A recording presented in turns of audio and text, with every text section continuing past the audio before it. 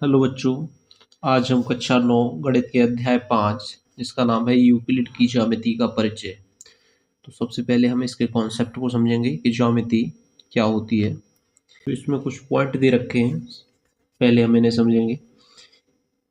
एक बिंदु वह है जिसका कोई भाग नहीं होता है।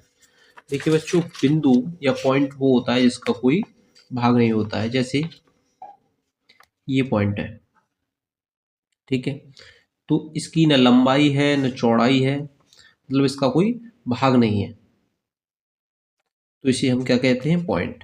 तो इसकी कोई पर्टिकुलर डेफिनेशन नहीं है पॉइंट की। यूक्लिड थे, उन्होंने ऐसे कह दिया कि ये हमें मान क्या एक पॉइंट है।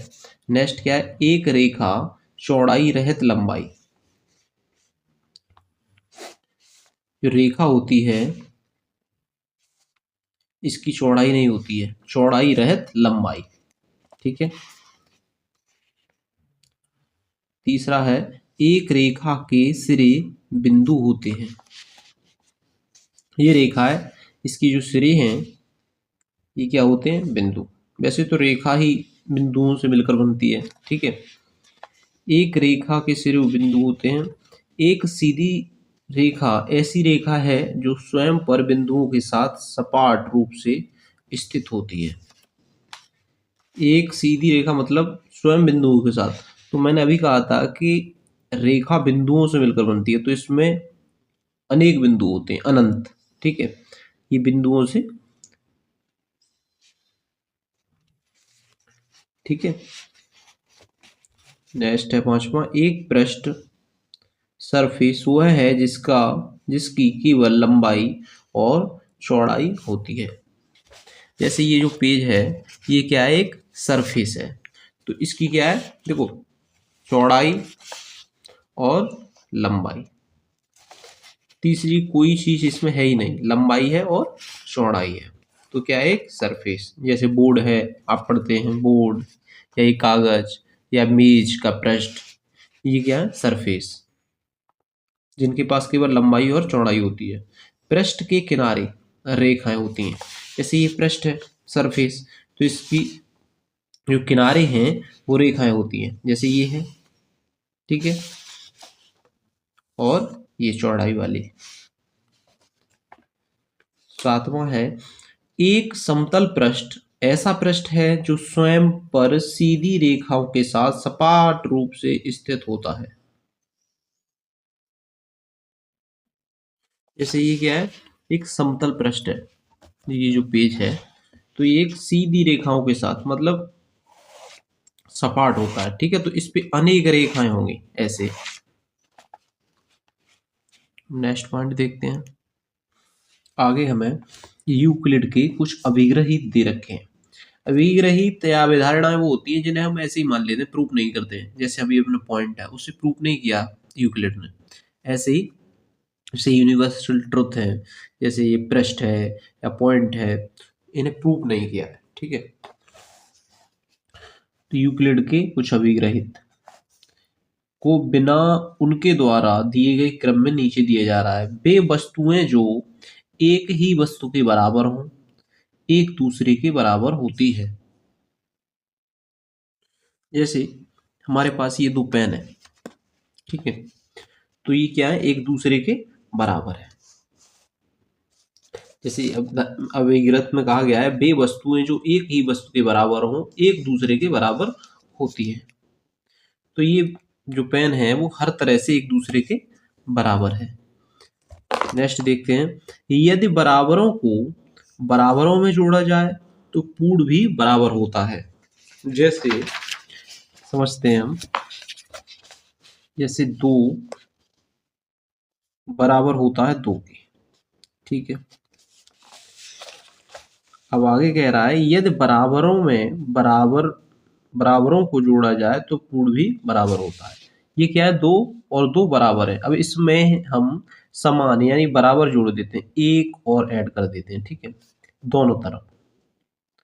तो इनका रिजल्ट होगा, वो भी क्या होगा, बराबर। ये हो जाएगा दो और एक तीन, और बराबर दो और एक तीन, ठीक है। यही इसमें कह रहा है। थर्ड पॉइंट देखते हैं, यदि बराबरों को बराबरों में से घटाया जाए तो शेषफल भी बराबर होते हैं। जैसे ये क्या है रियल 3, ये भी क्या है बराबर, तो इसमें से हम मान लीजिए 2 को हटा देते हैं दोनों तरफ से, ठीक है, तो रिजल्ट क्या हुआ 1 बराबर 1, रिजल्ट भी बराबर होगा। क्लियर। नेक्स्ट पॉइंट देखते हैं, वे वस्तुएं जो परस्पर संपाती हों एक दूसरे के बराबर होती है। संपाती का मतलब होता है, जैसे मैं ये भी कह सकता हूँ ये 2 पेन है, ये आपस में क्या है संपाती। संपाती का मतलब होता है एक दूसरे के बिल्कुल बराबर। वे वस्तुएं जो परस्पर संपाती हो एक दूसरे के बराबर होती है। जैसे संपाती लाइन आपने पढ़ी होगी, ठीक है, संपाती लाइन इसके ऊपर अगर एक लाइन और खींचते हैं इसके बराबर की, ठीक है, तो वो क्या होगी संपाती यानी बराबर। पूर्ण अपने भाग से बड़ा होता है। इसमें कहा गया है जो पूर्ण होता है वो अपने भाग से बड़ा होता है। मान लीजिए ये बुक है, ठीक है, तो इसका एक भाग यानी अगर एक कोना हम यहां से काट दें तो जो भाग है वो तो इस पुस्तक से छोटा ही होगा, तो यानी पूर्ण जो पुस्तक है इस भाग से बड़ी होगी। ये भी ठीक है। एक ही वस्तु के दो गुने परस्पर बराबर होते हैं, ये बात बिल्कुल ठीक है। कोई वस्तु अगर हमारे पास है उसका 2 गुना आपस में बराबर होंगे, 2 गुने। एक ही वस्तुओं के आधे परस्पर बराबर होते हैं, ये बात भी बिल्कुल ठीक है। जैसे मान लीजिए हमारे पास क्या है एक सर्किल है, ठीक है, तो इसके आधे आपस में क्या होंगे बराबर, जिसको हम ये क्या है इसका व्यास है। व्यास किसी वृत्त को 2 भागों में विभाजित करता है, ठीक है, तो इसके जो 2 भाग हैं ये क्या होंगे आपस में बराबर। ऐसे ही किसी वस्तु के आधे आपस में क्या होते हैं बराबर। आगे हमें क्या अभिधारणा दे रखी है, ठीक है, अभिधारणाओं को देखें। एक बिंदु से एक अन्य बिंदु तक एक सीधी रेखा खींची जा सकती है। ये कह रहा है एक बिंदु से एक अन्य बिंदु तक सीधी रेखा खींची जा सकती है। तो ये क्या है देखो, ये पॉइंट है बिंदु और ये है। अब इनके बीच में यानी एक बिंदु से दूसरे बिंदु तक, तो इनके बीच में एक सीधी रेखा खींची जा सकती है, ठीक है, 2 बिंदुओं के बीच में। ये बात ठीक है। जैसे अभिव्यक्त में दे रखा है दो दिए हुए 2 भिन्न बिंदुओं से होकर एक अद्वितीय, अद्वितीय मतलब एक रेखा खींची जा सकती है। जैसे ये 2 बिंदु हैं ये और ये P और Q, इनके बीच में केवल एक रेखा यानी अद्वितीय यानी एक रेखा खींची जा सकती है, ठीक है। दूसरी अवधारणा देखते हैं। एक शांत रेखा टर्मिनेटेड लाइन को निश्चित रूप से बढ़ाया जा सकता है। देखिए ये क्या है एक शांत रेखा, जैसे हम बोलते हैं रेखा खंड, ठीक है, ये रेखा का ही एक भाग होता है। जैसे रेखा क्या होती है, तो ये होती है रेखा, ठीक है, और ये है रेखा खंड। तो इसमें कह रहा है एक शांत रेखा को, तो इस रेखा खंड को ही यूक्लिड ने शांत रेखा कहा है। तो इस एक शांत रेखा को अनिश्चित रूप से बढ़ाया जा सकता है। ये कह रहा है कि इसको बढ़ाया जा सकता है, तो बिल्कुल बढ़ाया जा सकता है ए और बी। तो ये क्या है शांत रेखा है ए और बी, तो इसको हम अनंत तक आगे बढ़ा सकते हैं, ठीक है।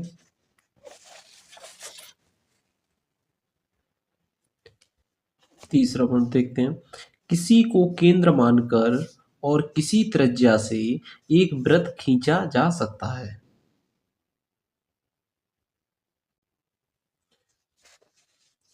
तो ये क्या है सेंटर है एक त्रिज्या से, ठीक है। क्वेश्चन कह रहा है किसी को केंद्र मानकर किसी त्रिज्या से एक वृत्त खींचा जा सकता है, तो इससे हम एक वृत्त भी खींच सकते हैं, ठीक है।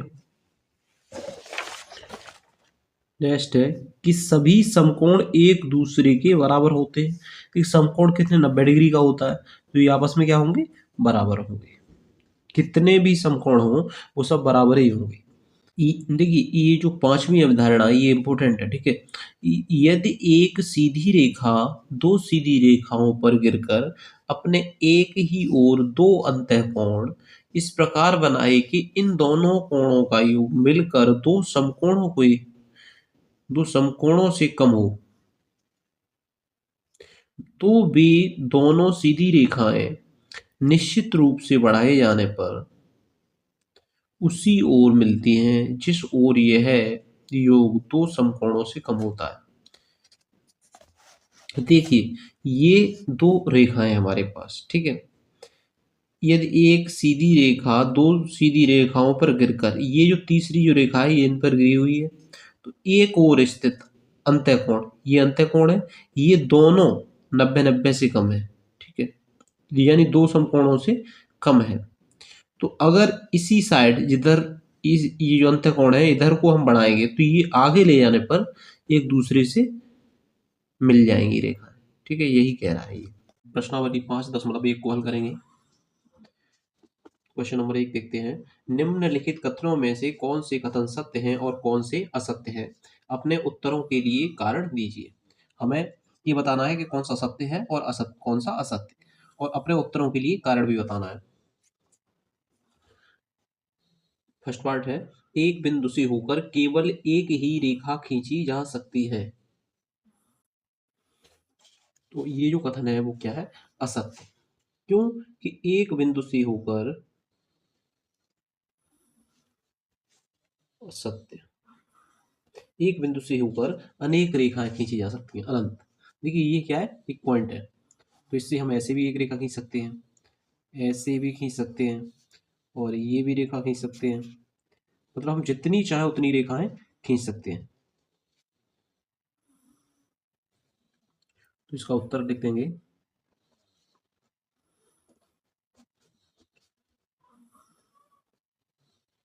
असत्य। अतः एक बिंदु से होकर अनेक रेखा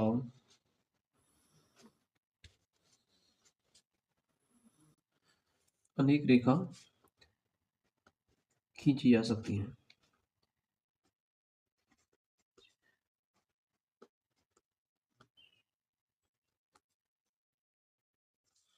ठीक है। सेकंड पॉइंट देखते हैं। दो सेकंड पार्ट है, दो भिन्न बिंदुओं से होकर जाने वाली असंख्य रेखाएं हैं। देखिए दो बिंदु हैं, ये और ये। तो ये कह रहा है कि दो बिंदुओं से होकर जाने वाली, मतलब इनसे होकर जाना है, तो असंख्य रेखाएं। एक तो ये है, ठीक है, एक रेखा ये है, और दूसरी कोई ऐसी रेखा नहीं है जिसे हम इन दोनों बिंदुओं से होकर क्रॉस करा दें। तो ये हो जाएगा असत्य। इसमें कह रहा है असंख्य रेखाएं, यहाँ लिख देंगे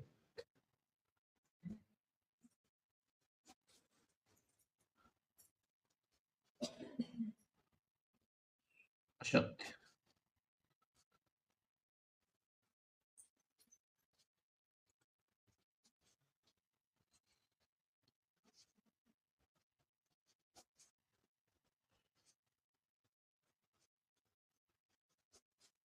दो बिंदुओं से होकर केवल एक रेखा जा सकती है।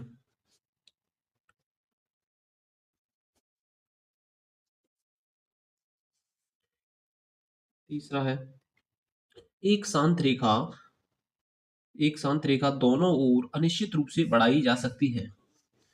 अभी हमने अवधारणाओं में पढ़ा था कि एक शांत रेखा यानी रेखाखंड, ये क्या है?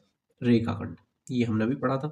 इसको अनिश्चित रूप से दोनों ओर बढ़ाया जा सकता है, ठीक है। उत्तर लिखेंगे सत्य। अतः एक शांत रेखा को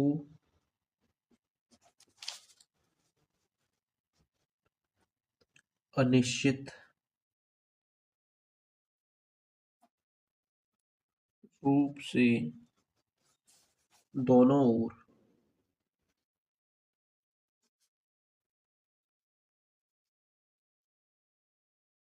बढ़ाया जा सकता बढ़ाया जा सकता है। नेक्स्ट क्वेश्चन देखते हैं। यदि दो वृत्त बराबर हैं तो उनकी त्रिज्याएं बराबर होती हैं। देखिए, जब दो वृत्त बराबर होंगे, ठीक है, तो उनकी त्रिज्याएं बराबर होंगी, क्योंकि वो हर प्रकार से बराबर होंगे। त्रिज्या, परिधि, क्षेत्रफल, सब कुछ बराबर होगा। बराबर बराबर क्षेत्रों का ऐसे हम प्रूव भी कर सकते हैं। जैसे ये दो वृत्त हैं और ये बराबर हैं, तो इनका क्षेत्रफल क्या होगा? बराबर। इसकी त्रिज्या मान लेते हैं आर, कैपिटल आर, और इसकी स्मॉल आर। तो इसका क्षेत्रफल क्या होगा? वृत्त का क्षेत्रफल होता है पाई आर स्क्वायर। ठीक है, जब वृत्त बराबर है तो क्षेत्रफल भी बराबर होंगे, तो ये होगा पाई आर स्क्वायर। पाई से पाई कैंसिल हो जाएगी, सॉरी ये कैपिटल आर है, और आर स्क्वायर इसका वर्गमूल करेंगे तो ये हो जाएगा कैपिटल आर बराबर स्मॉल आर। तो इनकी त्रिज्या क्या होंगी? बराबर। यदि ये वृत्त बराबर है तो क्षेत्रफल भी बराबर होगा, और क्षेत्रफल बराबर है तो त्रिज्याएं बराबर होंगी। तो ये कथन हो जाएगा हमारा सत्य। और लिख देंगे यदि दो वृत्त बराबर हैं तो उनकी त्रिज्याएं बराबर होंगी। नेक्स्ट क्वेश्चन है, आकृति 5.1 में यदि ए बी बराबर पी क्यू और पी क्यू बराबर एक्स वाई, तो ए बी बराबर एक्स वाई होगा। आकृति 5.9 में ये हमें दे रखी है रेखाएं तीन। ठीक है, ए बराबर ए बी बराबर पी पी पी क्यू, और पी क्यू है ए एक्स के बराबर। ठीक है, जब दो चीजें यानी पी क्यू ए बी के बराबर है और ए एक्स भी पी क्यू के बराबर है, जब ये आपस में बराबर होंगे तो ए बी बराबर ए एक्स हो जाएगा। ठीक है, और इसे ऐसे भी हम कर सकते हैं। देखो, ये समीकरण एक मान लेंगे हम, और ये दो। ठीक है, यहाँ लिखेंगे समीकरण एक और दो की तुलना करने पर।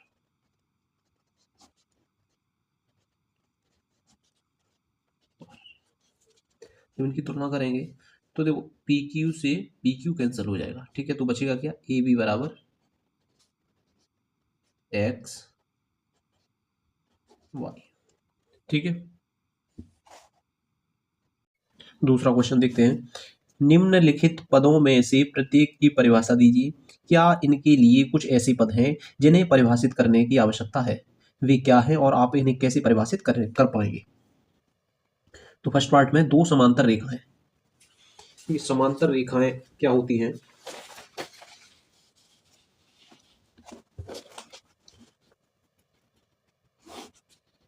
ये है समांतर रेखा। समांतर रेखाएं, इनकी परिभाषा होगी, समांतर रेखाएं बेस रेखाएं होती हैं जिनको अनंत दूरी तक बढ़ाए जाने पर उनके बीच की दूरी समान रहेगी। मतलब जैसे रेल की पटरी होती है, इन्हें अगर कितनी भी दूर ले जाए, ठीक है, इनके जो बीच की दूरी है, दूरी का प्रत्येक बिंदु पर क्या होगी? बराबर होगी, यानी समान। परिभाषा में लिखेंगे सम या लिखेंगे एक ही तल पर स्थित स्थित रेखाएं